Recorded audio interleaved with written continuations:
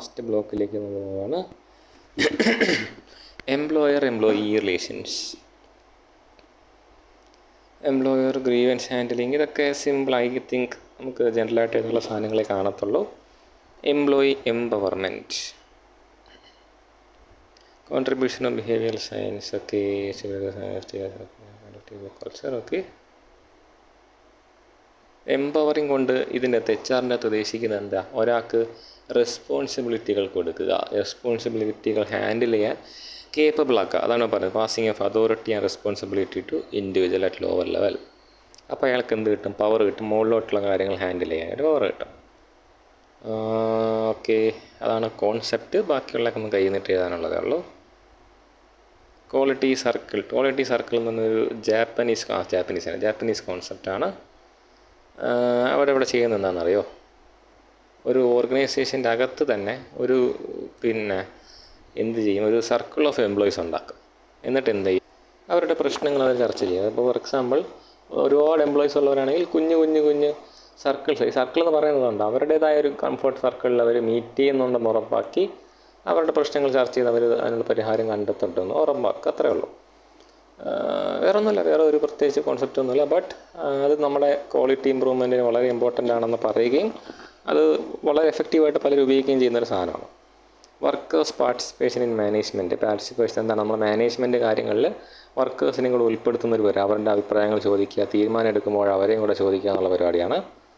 Forms of participation, collective bargaining, work council, joint management council. ഒക്കെ അതൊന്നും വളരെ important അല്ല, ബട്ട് സ്റ്റിൽ കോൺസെപ്റ്റ് അറിഞ്ഞേക്കുക. ബേസിക്കലി ലാസ്റ്റ് മൊഡ്യൂൾ എപ്പോഴും ഇങ്ങനെ ആയിരിക്കും.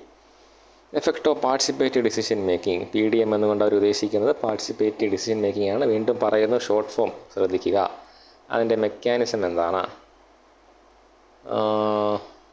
അത് ഇത്ര ഡീറ്റെയിൽ ആയിട്ട് നമ്മൾ പോകണമെന്ന് എനിക്ക് തോന്നുന്നില്ല. Workers participation in management in ഇന്ത്യയിലെ അവസ്ഥ എന്താണ്? 1947 ചരിത്രമൊക്കെ പറയുന്നുണ്ട്. അതൊന്നും പഠിക്കാൻ നിൽക്കേണ്ട. പരീക്ഷയ്ക്ക് ചോദിക്കില്ല എന്നല്ല, നമുക്ക് പഠിച്ച് എഴുതാമെന്ന് വെച്ചാൽ ഈ നിമിഷത്തിൽ നടക്കുന്ന കാര്യമൊന്നുമില്ല. Just skip it. വളരെ കൂളായിട്ട് അതൊന്ന് നോക്കിവിടുക, ഞാൻ ഇവിടുന്ന പോലെ. ഡിഫറെൻറ്റ് കൺട്രീസിലെ വർക്കേഴ്സ് പാർട്ടിസിപ്പേഷൻ എങ്ങനെയാണ്? നല്ലൊരു ഐഡിയ തരാൻ നല്ലൊരു സാധനമാണ്. പറ്റുമെങ്കിൽ ഒന്ന് വായിക്കുക. ഓക്കെ, ജർമ്മനിയിൽ എങ്ങനെയാണ്? പിന്നെ ഇതൊന്നും അവസാന നിമിഷം പഠിക്കാൻ പറ്റാത്ത സാധനം. യുഗോസ്ലാവിയ രാജ്യം എന്താണെന്ന് പോലും പലർക്കും അറിയത്തില്ലായിരിക്കും. അവിടെ എങ്ങനെയാണ് ഈ വർക്കേഴ്സിൻ്റെ മാനേജ്മെൻറ്റിലെ പാർട്ടിസിപ്പേഷൻ എന്ന് പറഞ്ഞേക്കാണ്. നമ്മൾ വായിക്കാൻ താല്പര്യം ആൾക്കാരുള്ളൊന്ന് വായിച്ചേക്കാം, അത്രേ ഉള്ളൂ. പിന്നെയുള്ള measures for effective workers participation management. മാനേജറിൻ്റെ ആറ്റിറ്റ്യൂഡ് മാറണം. പിന്നെ ഒരു യൂണിയൻ കോർപ്പറേഷൻ ഉണ്ടാവണം. പാർട്ടിസിപ്പേഷൻ ഉറപ്പാക്കണം. വർക്കേഴ്സിൻ്റെ ആറ്റിറ്റ്യൂഡിൽ ചേഞ്ച്, അതൊക്കെ ഇമ്പോർട്ടൻ്റ് ആണ്. ടിസ്കോൻ്റെ അകത്ത് ഈ സംഭവം വന്നപ്പോൾ ഗുണം പറയുന്നുണ്ട്. What is the rational of industrial democracy? Industrial democracy കൊണ്ട് ഉദ്ദേശിക്കുന്ന ഒന്നേ ഉള്ളൂ, എന്താണ്? ഒരു തീരുമാനം എടുക്കുന്ന മുമ്പ് ആ തീരുമാനം ബാധിക്കുന്ന എല്ലാവരും അവരുടെ അഭിപ്രായം അറിയിച്ചിട്ടുണ്ടാവണം. അത്രയേ ഉള്ളൂ industrial democracy. Schemes of industrial democracy പറയുന്നുണ്ട്. സ്കീംസ് എന്ന് വെച്ചാൽ വേറെ ഒന്നുമല്ല, നമ്മൾ നേരത്തെ കുറേ ചരിത്രം കേട്ടില്ലേ, അതുമായിട്ട് ബന്ധപ്പെട്ട സംഭവമാണ്. നമുക്ക് ഇമ്പോർട്ടൻ്റ് അല്ല. Discuss the function of quality circle. Okay, quality സർക്കിളിൻ്റെ ഉദ്ദേശം, ക്വാളിറ്റി സർക്കിൾ എന്താണെന്ന് നിങ്ങൾക്ക് ഒരു ഐഡിയ കിട്ടിയിട്ടുണ്ടെങ്കിൽ അത് പറഞ്ഞു പോകാമെന്നുള്ളതേ ഉള്ളൂ. What are the levels and forms of workers participation in management. ഓരോ ലെവലിലും എങ്ങനെ വർക്കേഴ്സ് പാർട്ടിസിപ്പേഷൻ ഉറപ്പാക്കാം, അതിന് എന്തൊക്കെ ചെയ്യാമെന്നുള്ളതാണ്. ഈ ജർമ്മനിയിലും യുഗോസ്ലാവിയയിലും കമ്പയർ ചെയ്യുന്നതെന്ന് പരീക്ഷയ്ക്ക് ചോദിക്കുമെന്ന് എനിക്ക് പേഴ്സണലി തോന്നുന്നില്ല. ഒന്നും വലിയ ഇമ്പോർട്ടൻ്റ് ആയിട്ടുള്ള കാര്യമല്ല. Grievance handling and discipline management procedure. Okay, അപ്പോൾ 3 തരത്തിൽ നമുക്ക് പ്രശ്നങ്ങൾ ആരുടെ നിന്ന് കേൾക്കാൻ പറ്റും? നമ്മുടെ എംപ്ലോയീസിന് കേൾക്കാൻ പറ്റും. ഒന്ന്, ഡിസ്സാറ്റിസ്ഫാക്ഷൻ ആണ്, കിട്ടുന്ന കാര്യങ്ങൾ സംതൃപ്തിയില്ലാത്ത. ഗ്രീവൻസ് എന്ന് പറയുന്നത് ഒരു ഫോർമലി പ്രസൻറ്റ് ചെയ്തിട്ടുള്ള കംപ്ലയിൻ്റ് ആണ്. അപ്പോൾ കംപ്ലയിൻ്റ് എന്ന് പറയുന്നതിന് തന്നെ വളരെ ഫോർമലി പ്രസൻറ്റ് ചെയ്യപ്പെടുന്നതിനാണ് എന്തെന്ന് വിളിക്കുന്നത്? ഗ്രീവൻസ് എന്ന് വിളിക്കുന്നത്. 3 തമ്മിലുള്ള വ്യത്യാസം അതാണ്. ഓക്കെ, അപ്പോൾ ഗ്രീവൻസിന് നമുക്കിപ്പോൾ വളരെ ഫോർമലായിട്ടൊരു കംപ്ലയിൻറ്റ് കിട്ടിക്കഴിഞ്ഞാൽ, അപ്പോൾ വെറുതെ വന്നിടാൻ എനിക്കിത് ശരിയാവുന്നില്ല, ഇത് ഇഷ്ടപ്പെടുന്നില്ല എന്ന് പറയുന്നത് പോലെ അല്ല ഗ്രീവൻസ് കിട്ടുക എന്ന് പറയുന്നത്. അപ്പോൾ കിട്ടുന്ന ഗ്രീവൻസിനെ എങ്ങനെ ഹാൻഡിൽ ചെയ്യുന്നുള്ളതാണ് ഇതിനകത്ത് പറയുന്നത്. HR, അപ്പോൾ നമ്മൾ ഹ്യൂമൻ റിസോഴ്സ് മാനേജ്മെൻറ്റിൻ്റെ അകത്തൊരു വളരെ ഇമ്പോർട്ടൻ്റ് കാര്യമാണ്. എംപ്ലോയീസിൻ്റെ നിന്നൊക്കെ പരാതി കിട്ടും. ആ കിട്ടിയ പരാതിനെ എങ്ങനെ ഹാൻഡിൽ ചെയ്യുന്നു അറിയുമ്പോൾ ആദ്യം അറിയേണ്ടത് എന്താണ്? എന്തൊക്കെ ടൈപ്പ് കിട്ടാം. ഒന്ന്, ഫാക്ച്വലായിരിക്കാം, വളരെ പ്രോപ്പറായിട്ട് സ്റ്റേറ്റ് ചെയ്തിട്ടുള്ളതാവാം. വളരെ ന്യായപരമായ ഒരു കാര്യം പറഞ്ഞുകൊണ്ടുള്ളതാവാം. പിന്നെന്താവാം, ഒരു ഇമാജിനറി സിറ്റുവേഷൻ ആവാം. ഇമാജിനറി മീൻസ് അത് 100% സെറ്റെന്നോ ശരിയെന്നോ പറയാൻ പറ്റത്തില്ല. ആകെപ്പാടെ എന്താണ്, ഒരു ക്ലാരിറ്റി ഇല്ലാത്തൊരു സാധനമാവാം. ഇനി എന്താവാം, ഇത് ഡിസ്ഗൈസ്ഡ് ഈ കംപ്ലൈൻറ്റ് ചെയ്ത ആളുടെ പേഴ്സണലോ അല്ലെങ്കിൽ റിലേഷൻഷിപ്പിൽ പ്രശ്നങ്ങൾ കൊണ്ടോ ഒക്കെ അയാൾക്കുണ്ടാകുന്ന ബുദ്ധിമുട്ടുകളായിരിക്കാം തെറ്റിദ്ധാരണയിലേക്ക് എത്തിച്ച്, ഇങ്ങനെ ഒരു പ്രശ്നമാണ് നമ്മുടെ കമ്പനിയിലെ പ്രശ്നങ്ങളുണ്ടെന്ന് തെറ്റിദ്ധാരണയിലേക്ക് എത്തിച്ചതാവാം. അപ്പോൾ ഈ 3 തരത്തിലായിരിക്കും എന്ത് കിട്ടുന്നത്, നമുക്ക് ഗ്രീവൻസുകൾ കിട്ടുന്നത്. അപ്പോൾ എന്തൊക്കെ ഈ ഗ്രീവൻസിൻ്റെ ടൈപ്പ് നോക്കിയിട്ടാണ് നമ്മളതിനെ ഹാൻഡിൽ ചെയ്യുന്നത്. ഓക്കെ, അപ്പോൾ എന്തൊക്കെ കോസസ് ആണ്? എക്കണോമിക് ഗ്രീവൻസ് വരാം, എനിക്ക് കിട്ടിയ ശമ്പളം പോരാ, ഓവർ ടൈമിന് പേയ്മെൻറ്റ് തരുന്നില്ല, അങ്ങനെയുള്ള കാര്യങ്ങൾ. അല്ലെങ്കിൽ വർക്ക് എൻവയോൺമെൻറ്റുമായിട്ട് ബന്ധപ്പെട്ടുള്ള ഗ്രീവൻസ് വരാം. വേണ്ടത്ര ടോയ്ലറ്റ് സൗകര്യങ്ങളില്ല, അങ്ങനെയുള്ള പ്രശ്നങ്ങൾ വരാം. ഇല്ലെങ്കിൽ സൂപ്പർവിഷനായിട്ട് ബന്ധപ്പെട്ട് സൂപ്പർവിഷൻ ചെയ്യുന്ന ആൾ ശരിയല്ല, അയാളുടെ ഇഷ്ടമുള്ളവരെ മാത്രം സപ്പോർട്ട് ചെയ്യുന്നു. ഇല്ലെങ്കിൽ വർക്ക് ഗ്രൂപ്പ്, എൻ്റെ കൂടെ നിൽക്കുന്ന ആൾക്കാർ എനിക്കിട്ട് പാര വയ്ക്കുന്നു, അങ്ങനെയൊക്കെയുള്ള എന്ത് പ്രശ്നം വരാം, ഗ്രീവൻസിൻ്റെ അകത്ത് വരാം. അപ്പോൾ ഓരോ ഗ്രീവൻസും അതിൻ്റെ കോസസും അത് നമുക്ക് കാണാൻ പഠിക്കേണ്ട ആവശ്യമൊന്നുമില്ല, ഒരുവിധം തിരക്ക് താമസമുള്ളവർക്ക് എഴുതാൻ പറ്റും. പിന്നെ എഫക്റ്റ് ഓഫ് ഗ്രീവൻസ് വന്നു കഴിഞ്ഞാൽ എന്താണ് പ്രശ്നം? ഓക്കെ, ഗ്രീവൻസ് വരുമ്പോൾ ഈ പറയുന്ന പ്രൊഡക്ടിവിറ്റിയെ ബാധിക്കാൻ സാധ്യതയുണ്ട്, നമ്മുടെ സ്പോയിലേജ് കൂടാൻ, ആക്സിഡൻറ്റുകൾ കൂടാൻ. അപ്പോൾ എന്തുകൊണ്ടും ഒറ്റവാക്കി പറഞ്ഞാൽ ഗ്രീവൻസ് ശ്രദ്ധിക്കാതിരിക്കാൻ പാടില്ല എന്നുള്ളതാണ്. ഓക്കെ, അപ്പോൾ ഗ്രീവൻസ് വന്നു കഴിഞ്ഞാൽ നമ്മൾ എന്ത് ചെയ്യണം, അതിവിടെ പറയുന്നുണ്ട്. ഡിസ്കവറി. ഓക്കെ, ഗ്രീവൻസ് എങ്ങനെ കണ്ടെത്താമെന്നുള്ളതാണ്. ഒന്ന്, ഇയാൾക്ക് എന്ത് ചെയ്യാം, നമ്മുടെ മാനേജറിനെ നേരിട്ട് ഒബ്സർവ് ചെയ്ത് കണ്ടെത്താൻ പറ്റും. അയാൾ തന്നെ നേരിട്ട് പോയി പ്രശ്നങ്ങൾ മനസ്സിലാക്കാം. 2, ഒരു പ്രൊസീജിയർ എസ്റ്റാബ്ലിഷ് ചെയ്യുക. ഒരു ഗ്രീവൻസ് ഉണ്ടെങ്കിൽ അറിയിക്കാൻ ഒരു പ്രൊസീജിയർ എസ്റ്റാബ്ലിഷ് ചെയ്തിട്ടുണ്ടാവണം. ഇല്ലെങ്കിൽ ബോക്സസ് വയ്ക്കുക, കംപ്ലൈൻറ്റ് ബോക്സ് വയ്ക്കുമല്ലോ, ആ ഒരു പരിപാടി. ഈ ഓപ്പൺ ഡോർ പോളിസി എന്ന് പറയുന്നത് ആ ഒരു റിലേഷൻ ഡെവലപ്പ് ചെയ്തെടുക്കുക. എപ്പോൾ വേണമെങ്കിലും എംപ്ലോയിനെ എന്ത് ചെയ്യാം, മാനേജറിനെ കണ്ട് കംപ്ലൈൻറ്റ് അറിയിക്കാം, അല്ലെങ്കിൽ HR മാനേജറിനെ കണ്ട് കംപ്ലൈൻറ്റ് അറിയിക്കുക എന്നുള്ള റിലേഷൻ ഉണ്ടാക്കിയെടുക്കുക. പിന്നെ എക്സിറ്റ് ഇൻ്റർവ്യൂ എന്ന് പറയുന്നത്, നമ്മുടെ കമ്പനിയിൽ നിന്ന് എക്സിറ്റ് ചെയ്യുന്ന ആൾക്കാരുടെ അടുത്ത് എന്താണ് നിങ്ങൾ ഈ കമ്പനി ക്വിറ്റ് ചെയ്യാൻ കാരണമാക്കിയതെന്ന് മനസ്സിലാക്കിയിട്ട് അതിന് പരിഹാരങ്ങൾ കണ്ടെത്താം. പലരും കളഞ്ഞുകൊണ്ട് പോകുമ്പോൾ ചിലപ്പം നമ്മൾ തരുന്നതിനേക്കാൾ നല്ല ഓഫർ മറ്റൊരാൾ തന്നു എന്ന് പറയുന്നത് നമ്മുടെ ഒരു പോരായ്മയാണ് അല്ലേ. അപ്പോൾ ആ പോരായ്മ എന്താണെന്ന് മനസ്സിലാക്കി പരിഹരിക്കാൻ ശ്രമിക്കുക. ഇതാണ് ഗ്രീവൻസ് ഹാൻഡലിംഗ് പ്രൊസീജിയർ. ഇമ്പോർട്ടൻ്റ് ആണ് കേട്ടോ. ഒബ്ജക്റ്റീവ്സ് പറയുന്നുണ്ട്, ഇത് പറയുന്നുണ്ട്, പക്ഷേ പ്രൊസീജിയർ ഇവിടെ താഴെ കാണും. ഇതാണ് പ്രോസസ്സ് എന്ന് പറയുന്നത്. ഓക്കെ, ഈ ഒരു ഇമേജ് ഇമ്പോർട്ടൻ്റ് ആണ്.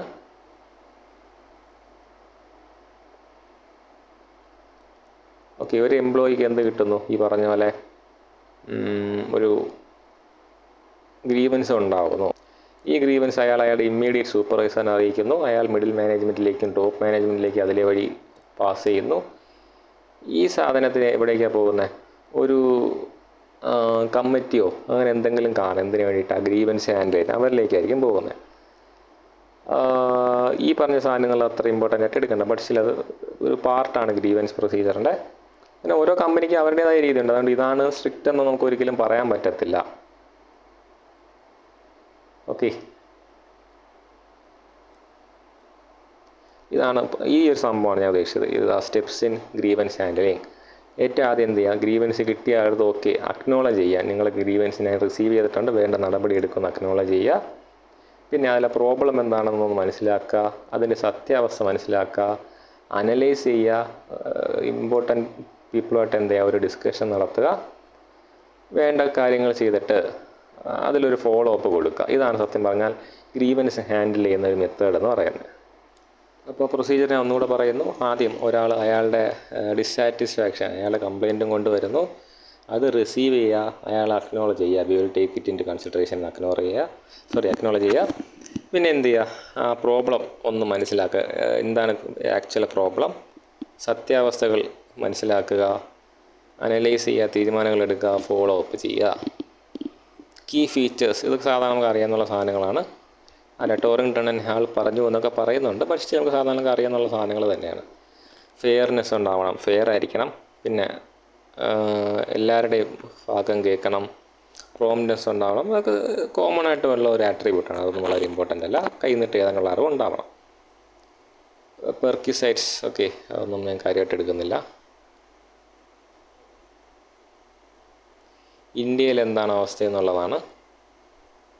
കുറേ ഇന്ത്യയിലെ സിറ്റുവേഷൻസൊക്കെ പറയുന്നുണ്ട്, ഒരുപാടടുത്തുണ്ടായത്. അതൊന്നും വായിച്ചു നോക്കുക, സമയമുള്ളവർ വായിച്ചു നോക്കുക. ഡിസിപ്ലിൻ, ഓക്കെ, അടുത്തൊരു ടോപ്പിക്കിലേക്ക് വരികയാണ്. എന്താണ് ഡിസിപ്ലിൻ എന്നുള്ളത്? ഡിസിപ്ലിൻ കൊണ്ട് ഉദ്ദേശിക്കുന്നത് വർക്കേഴ്സിന് എന്ത് കൊടുക്കണം, ഒരു പ്രോപ്പർ ഇത് കൊടുക്കണം, റൂൾസ് ആൻഡ് റെഗുലേഷൻസ് കൊടുക്കണം. അതവർ ഫോളോ ചെയ്യുന്നുണ്ടോ എന്ന് ഉറപ്പാക്കുക എന്നാണ് അവിടെ പറയുന്നത്. അവർ നല്ലൊരു ബിഹേവിയർ ഉറപ്പാക്കുക. ഇല്ലെങ്കിൽ വേണ്ട negative discipline and positive discipline. Okay, എന്താ പറയുക, നമ്മൾ ഇന്നത് ചെയ്യാൻ പാടില്ല, ഇന്നത് ഉറപ്പായിട്ടും ചെയ്യണമെന്ന് നമ്മൾ 2 സെറ്റ് ഓഫ് കാര്യങ്ങൾ കൊടുത്തിട്ട് ചെയ്യേണ്ടത് അവർ ചെയ്യുന്നുണ്ടെന്നും ചെയ്യാൻ പാടില്ലാത്ത ചെയ്യുന്നില്ല എന്ന് ഉറപ്പാക്കുക. അവർ ചെയ്യാൻ പാടില്ലാത്ത ചെയ്യുന്നുണ്ടെങ്കിൽ തക്കതായ ശിക്ഷയും കൊടുക്കുക. ഫോർ എക്സാമ്പിൾ, ഞാൻ എൻ്റെ ഹോട്ടൽ ഇൻഡസ്ട്രിയുടെ കാര്യം പറയുകയാണെങ്കിൽ നേരത്തെ പറഞ്ഞ പോലെ ഗ്രൂമിങ് സ്റ്റാൻഡേർഡ് ഉറപ്പാക്കണം. ഇല്ലെങ്കിൽ നെയിൽസ് എല്ലാവരും കട്ട് ചെയ്തിട്ട് വരണം എന്നൊക്കെയുള്ള റൂൾസാണ്. അതൊക്കെ ചെയ്യാത്തവർക്ക് തക്കതായ ശിക്ഷയും കൊടുക്കുന്നുണ്ട് നമ്മൾ ഇൻഡസ്ട്രിക്ക്. ഓക്കെ, അപ്പോൾ അതാണ് അവിടെ നെഗറ്റീവ് ആൻഡ് പോസിറ്റീവ് ഡിസിപ്ലിൻ കൊണ്ട് ഉദ്ദേശിക്കുന്നത്. ഏതൊരു ഓർഗനൈസേഷനിലായിരുന്നാലും ഡിസിപ്ലിൻ ഫോളോ ചെയ്യാത്തവർ, ഇപ്പോൾ ചിലരൊക്കെ പറയും സ്മോക്കിംഗ് ഈസ് നോട്ട് പെർമിറ്റഡ് എന്ന് പറയും. അവിടെയൊക്കെ സ്മോക്ക് ചെയ്യുന്നവരെ എന്ത് ചെയ്യുക, ബാക്കി ഇറസ്പെക്റ്റീവ് ഓഫ് അതർ തിങ്സ്, അവിടെയാണ് ഡിസിപ്ലിൻ്റെ ഒരു ഇത് വരുന്നത്. അയാൾ നല്ല എഫക്റ്റീവായിട്ട് എംപ്ലോയ് ആണോ, അതൊന്നുമല്ല അവിടുത്തെ വിഷയം. ഡിസിപ്ലിൻ തെറ്റിക്കുകയാണെങ്കിൽ എന്ത് ചെയ്യും, പണിഷ്മെൻ്റ് ഉണ്ടാവണം. ജനറലാണ് ഡിസിപ്ലിനറി ആക്ഷൻസ് എടുക്കുക, അതിൻ്റെ ഇമ്പോർട്ടൻസ് എന്താണ്, അതിൻ്റെ ഒരു പ്രൊസീജിയർ എന്താണ്. ഒരാൾ ഡിസിപ്ലിൻ ഫോളോ ചെയ്യുന്നില്ല, അതൊരു കംപ്ലയിൻറ്റ് കിട്ടിക്കഴിഞ്ഞാൽ നമുക്കെന്ത് കാണാം, അതിനൊരു അതോറിറ്റി. ഈ അതോറിറ്റി ഒന്നും എല്ലായിടത്തും ഉള്ളതൊന്നുമല്ല, ബട്ട് സ്റ്റിൽ അവരൊരു ഇത് പറയുന്നതാണ്. 3 ലെവലിലായിട്ട് ബേസിക്കലി ഡിസിപ്ലിൻ നടത്തുന്നുണ്ട് ഉറപ്പാക്കാൻ ഡിസിപ്ലിൻ അതോറിറ്റി വേണം. കംപ്ലയിൻറ്റുകൾ കിട്ടിയാൽ ഹാൻഡിൽ ചെയ്യാൻ അപ്പലേറ്റ് അതോറിറ്റി വേണം. ഈ പറഞ്ഞ കാര്യങ്ങൾ പ്രോപ്പറായിട്ട് നടക്കുന്നുണ്ടോ എന്നുള്ളത് റിവ്യൂ ചെയ്യാൻ ഒരു റിവ്യൂ അതോറിറ്റിയും വേണം എന്നൊക്കെയാണ് പറയുന്നത്. ഇതൊന്നും പ്രാക്ടിക്കലല്ല, പരീക്ഷയ്ക്ക് ചോദിക്കുക, അറിയത്തില്ല. ബേസിക്കലി ഒരു റൂള് ഫോളോ ചെയ്യാത്ത ഒരു ഓർഗനൈസേഷൻ്റെ ഒരു റൂൾ ഇറക്കിയിട്ട് അത് ഫോളോ ചെയ്യാത്തവർ എന്ത് ചെയ്യണം എന്നുള്ളതാണ് ഒരു കോമൺ സാധനമാണ്. നമ്മളൊരു എവിടെയാണ് ഒരു റൂൾ തെറ്റി, നമ്മൾ ട്രാഫിക്കിൻ്റെ റൂൾ തെറ്റിച്ചാലും എന്ത് ചെയ്യുന്നുള്ളൂ, അത് അതേ പ്രൊസീജിയറൊക്കെ തന്നെയാണ് ഇവിടെ ഉണ്ടായത്. വലിയ വ്യത്യാസമൊന്നും വരാൻ സാധ്യതയില്ല. സെക്ഷൻസൊക്കെ പറയുന്നുണ്ട്, പഠിച്ച എഴുതാനല്ലാതെ പഠിക്കാതെ വെറുതെ തോന്നിയ ദിവസം എഴുതാൻ നിൽക്കരുത്, അവിടെയാണ് പ്രശ്നം വരുന്നത്.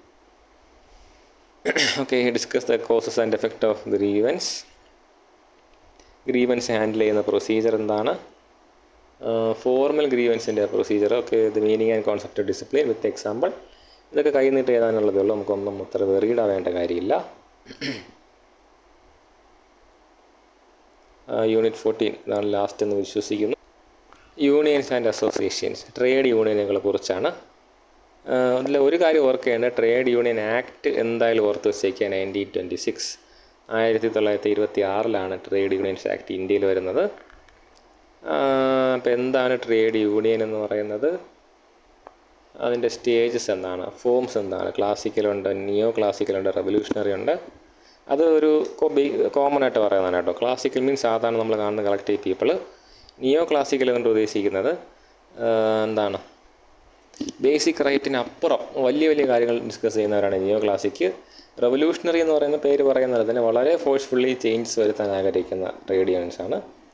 അവരുടെ ഫങ്ഷൻസ് എന്താണ്, അവരുടെ റൈറ്റ്സ് പ്രൊട്ടക്റ്റ് ചെയ്യുക, പൊളിറ്റിക്കലി അവരുടെ നീഡ്സ് നേടിയെടുക്കുക, അതൊക്കെ തന്നെ പ്രൊട്ടക്ഷനാണ് മെയിൻ സംഭവം എന്ന് പറയുന്നത്. ഒബ്ജക്റ്റീവ്സ് എന്താണ്, വേജസ് ആൻഡ് സാലറീസ് ഉറപ്പാക്കുക, ഗുഡ് വർക്കിംഗ് കണ്ടീഷൻ, ഡിസിപ്ലിൻ ഉണ്ടെന്ന്, പിന്നെ അവർക്ക് വേണ്ട സാധനങ്ങളൊക്കെ പ്രോപ്പറായിട്ടാണ് ചെയ്യുന്നതെന്ന് ഉറപ്പാക്കുക, അവരുടെ വെൽഫെയർ, അവർക്ക് കുട്ടികൾക്കും അവരുടെ അച്ഛനമ്മമാർക്കൊക്കെ വേണ്ട സപ്പോർട്ട് കിട്ടുന്നുണ്ടെന്ന് ഉറപ്പാക്കുക, നല്ല എംപ്ലോയർ, ഇതൊക്കെയാണ് നമുക്ക് ബേസിക്കലി നമുക്ക് അറിയാവുന്ന സാധനമാണ് ഇതൊക്കെ.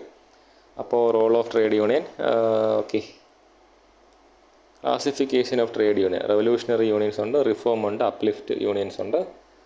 ഒന്നും വലിയ സാധനമായിട്ട് എനിക്ക് തോന്നുന്നില്ല, പക്ഷേ എനിക്ക് ചോദിക്കാം. ഈ അവസാന നിമിഷം കാണാതെ പഠിക്കാൻ നിൽക്കേണ്ടെന്ന് ഞാൻ പറയത്തുള്ളൂ. കാര്യം അല്ലാത്തതുകൊണ്ട് നമുക്ക് അവരെ പോകാൻ പറ്റണം. Theories of trade union, Karl മാർക്സിൻ്റെതും വെബ് തിയറി, കോയിൽ തിയറി, ഇതൊന്നും ഞാൻ പറയുന്നില്ല, അവസാന നിമിഷം പഠിക്കണമെന്ന് പറയത്തില്ല. Better leave it. Okay, growth of trade in India, അതൊന്നും നമുക്ക് എഴുതാം. ഇത് എഴുതുമ്പോൾ ഒരു കാര്യം മാത്രം ഉദ്ധരിക്കണം, എന്താണ്, 1926 ട്രേഡ് യൂണിയൻ പ്രൊട്ടക്റ്റ് ചെയ്യുന്ന അല്ലെങ്കിൽ ട്രേഡ് യൂണിയനെ സാധൂകരിക്കുന്ന നിയമം ഇന്ത്യയിൽ വന്നത് 1924 ട്രേഡ് യൂണിയൻസ് ആക്ട്. അതുവരെ ട്രേഡ് യൂണിയൻ എന്ന് പറയുന്നത് നമുക്ക് എന്തുമായിട്ട് വേണമെങ്കിലും വ്യാഖ്യാനിക്കാൻ പറ്റുന്നൊരു സാധനമായിരുന്നു. അതൊന്ന് പറയണമെന്നുള്ളൂ. ആക്ട് എന്താ പറയുന്നത്, അവിടെ എലക്ഷൻ ഉണ്ടാവണം, ട്രേഡ് യൂണിയൻ്റെ അകത്ത് ഓരോരുത്തർക്കും മെമ്പർഷിപ്പ് ഉണ്ടാവണം, അങ്ങനത്തെ പരിപാടികളൊക്കെ പറയുന്നുണ്ട്. പിന്നെ ഈ തീരുമാനം എടുക്കുന്നതിനകത്ത് വോട്ടിങ്ങും കാര്യങ്ങളൊക്കെ അവിടെ ഉണ്ട് കേട്ടോ, ട്രേഡ് യൂണിയൻ്റെ അകത്തും ഉണ്ട്. ഇങ്ങനെ കുറച്ച് ജനറൽ ഐഡിയ ട്രേഡ് യൂണിയനെ കുറിച്ച് ഉണ്ടാക്കിയെടുത്താൽ മതി. അല്ല പഠിക്കാൻ പോയി ഒരുപാടുണ്ട്, അതൊന്നും പഠിക്കാൻ നിൽക്കുകയും വേണ്ട.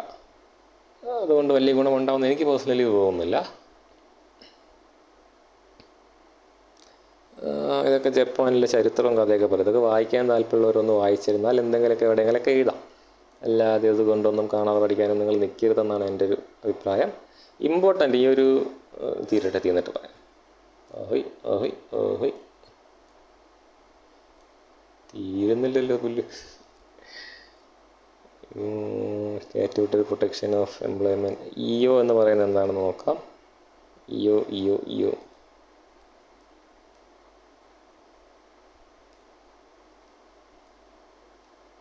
Employees association. ഓക്കെ, എംപ്ലോയേഴ്സ് അസോസിയേഷനാണ്, അല്ല ഓർഗനൈസേഷനാണ്. എംപ്ലോയീസ് അസോസിയേഷൻ ഒരു ഓർഗനൈസേഷൻ. എംപ്ലോയേഴ്സ് ഓർഗനൈസേഷനാണ് ഇഒ എന്ന് പറയുന്നത്. എംപ്ലോയറാണ്, എംപ്ലോയി അല്ല.